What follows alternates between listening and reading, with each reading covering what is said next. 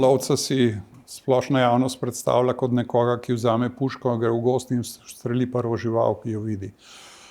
To z lovom nima nobene veze in tudi, bom rekel, takih lovcev praktično ni v Sloveniji. Naš sistem lova, če zdaj govoriva zgolj o upravljanju z divjadjo, je lov, ki mu pravijo na zahodu selekcijski lov.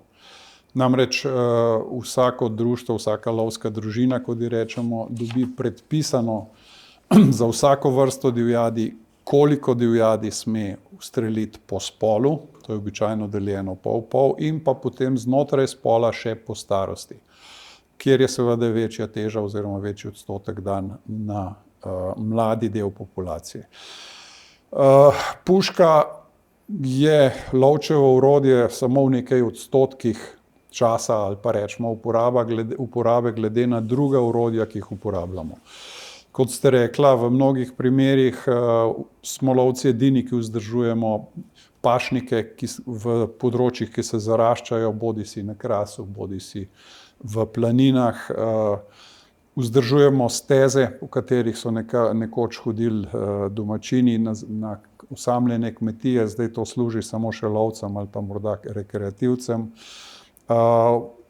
V pomladanskem času, ki se bo zdajle kmalu začel, smo mi tisti, ki seveda pomagamo divjadi pri prehodu iz suhe hrane na zeleno, s tem, da nastavljamo solna solišča, ki pač ta prehod veliko olajšajo. Seveda gradimo tudi lovske objekte, imamo lovske krmne njive.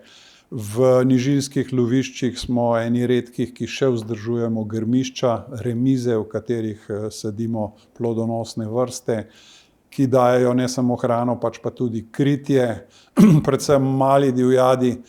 In pa seveda, če je kritje, če je cvetje, potem so tudi žuželke noter in seveda s tem delamo dobro tako divjadi kot seveda ostalim prostoživečim vrstam, vključno, če hočete, metulje.